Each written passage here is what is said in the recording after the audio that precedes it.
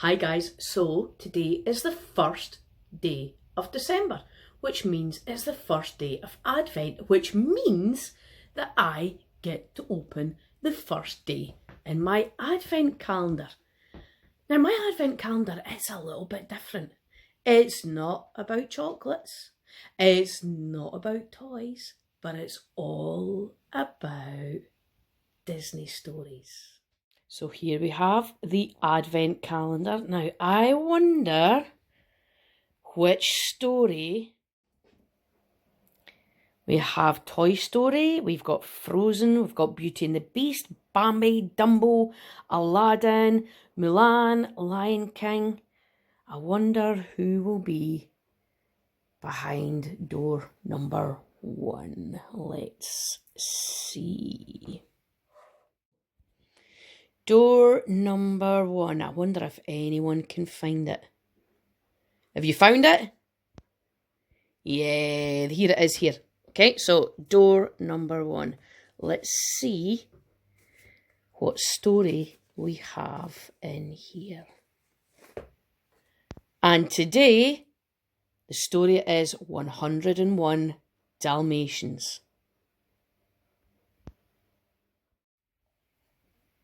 101 Dalmatians. Roger was a musician. He lived in a flat with Pongo, his pet Dalmatian. One day, Roger got married to a lovely person called Anita, and she owned a beautiful lady Dalmatian called Perdita. Soon Perdita was expecting her first litter of puppies. Life seemed perfect until one day, an old friend of Anita's, Cruella de Vil, came to visit. Perdita and Pongo were frightened of her. "Where are the puppies?" Cruella demanded. "They're not expected for another 3 weeks," Anita replied. "You must let me know when they arrive. I just adore Dalmatian puppies. Their coats are so beautiful." And with that, Cruella swept out of the house in a flurry. 3 weeks later, Perdita and Pongo became the proud parents of 15 puppies. Roger, Anita, and Nanny, the housekeeper, were delighted. The very next day, Cruella returned. 15 puppies, she cried excitedly. "I'll buy all of them." "Oh, no, you won't," said Roger. "They're not for sale." "You fools! You'll be sorry," Cruella said, storming out of the house. One night, soon after, Cruella's henchmen, Horace and Jasper, lay in wait to dognap the puppies. They sat in their van and waited for Roger and Anita to take Perdita and Pongo for their evening walk. Once the coast was clear, the henchmen forced their way into the house. When Nanny tried to stop them, they locked her in the broom cupboard. By the time Nanny managed to escape, the henchmen were gone, and so were the puppies. The police immediately launched an investigation. But as the days went by, and the puppies were still not found, at last, Pongo said to Perdita, "The humans aren't getting anywhere. We'll have to find the puppies ourselves." Pongo decided to try the twilight bark. This was the quickest way for dogs to send and receive news across the country. That evening, when the 2 Dalmatians were taken for their walk, Pongo barked the alert. 3 loud barks and a howl from the top of Primrose Hill. After a moment, an answering bark was heard. "It's the Great Dane at Hampstead," Pongo said to Perdita, and he barked out his message.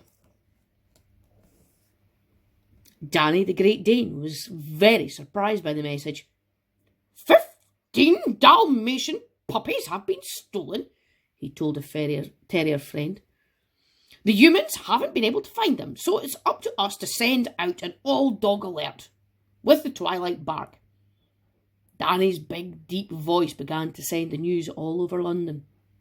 2 mongrels heard the alert. One said, "I think we should let the rest of the country know." And so, within the hour, word had spread south, east and west, all over England. Before too long, the twilight bark reached the old sheepdog called Colonel, who lived on a farm. Colonel's friends, a horse named Captain and a cat named Tibbs, listened too. They were all very surprised to hear that 15 puppies had been stolen. "That's funny," Tibbs said to Captain Colonel. "I heard puppies barking over at the old Deville house last night.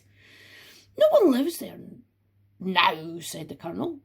"We must go and see what's going on." So Colonel and Tibbs went quietly up to the house and peered through the broken window. Inside the house, the henchmen were eating supper and relaxing in front of the television. All around the room, there were puppies. Not 15, not even 50, but 99 of them. Colonel quickly returned to Captain's stable and loudly barked the good news. Within no time at all, the twilight bark sent the message all the way back to London that the puppies had been found. It finally reached the ears of Perdita and Pongo. They set off across the snowy countryside as fast as they could to rescue their puppies. Meanwhile, Tibbs was keeping watch on the house. When he saw Cruella drive up to the front door, he went to the broken window to hear what was happening. Cruella was ordering the henchmen to kill the puppies. "I want the skins for fur coats," she cried. "I'll be back first thing in the morning." With that warning hanging in the air, she turned and was gone. Tibbs was horrified. Fur coats from puppy skins! What a terrible thought! There wasn't a moment to lose. As soon as the henchmen began watching television again, Tibbs crept through the broken window and whispered to the nearest puppy, "Tell everyone they must escape. Cruella is after your coats." When all the puppies had been alerted, Tibbs led them to a hiding place. As soon as the henchmen discovered that the puppies were gone, they searched all over the house and eventually found them cowering under the stairs. Tibbs was in front, ready to protect them from the henchmen. Meanwhile, Colonel had met up with Perdita and Pongo and led them to the Deville house. They arrived just in the nick of time and quickly bounded into action. Perdita attacked the henchmen, while Pongo tore at the other one's trousers. Under cover of the fight, Tibbs led the puppies out of the house to the safety of Captain's stable.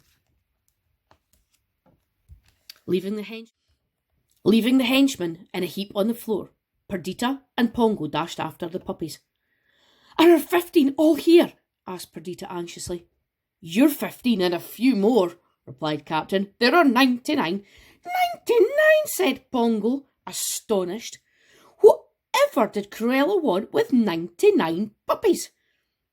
There was silence for a moment. Then one puppy said, "She was going to make fur coats out of us." Perdita and Pongo looked at each other in horror. They had never heard anything so evil. "We'll just have to take them all back to London with us," said Perdita. "I'm sure Roger and Anita will look after them." Perdita, Pongo, and the puppies set off back to London, leaving a trail of paw prints in the snow. Cruella, who had returned for the puppies' coats, quickly spotted the paw prints, and the chase began. Eventually, after trudging across the cold countryside, Perdita and Pongo led the tired puppies to the shelter of a blacksmith's shop. Cruella and the henchmen were still on their trail, determined to catch them. Suddenly, Pongo had an idea. He made the puppies roll in some soot until they looked like black Labradors. Under the cover of their disguise, the puppies climbed into a van that was going to London. But falling snowflakes began to wash away the soot. Cruella saw the white patches appearing on the puppies' coats and realised that she had been tricked. "After them!" she shouted to the henchmen. Pongo just had time to leap on the bumper of the van that sped off, with Cruella and the henchmen right behind. Cruella was determined to force the van off the road, but her car skidded out of control and hurtled down a steep hill into a snowdrift. Then the henchman's van crashed into the back of Cruella's car, and they all ended up in a large pile of wreckage. Back in London, and home at last, Roger, Anita, and Nanny hugged the tired puppies. Then Nanny said, "Have you noticed that there seems to be a lot more of them?" Roger started to count. 14, 62, 94, and there's 5 over there.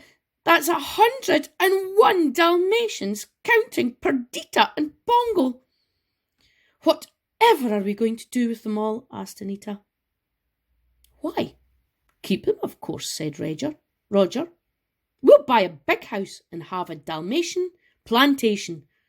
And that's exactly what they did. And that's the story of 101 Dalmatians. I wonder what the story will be tomorrow. You'll just need to tune in tomorrow night to find out. Night night.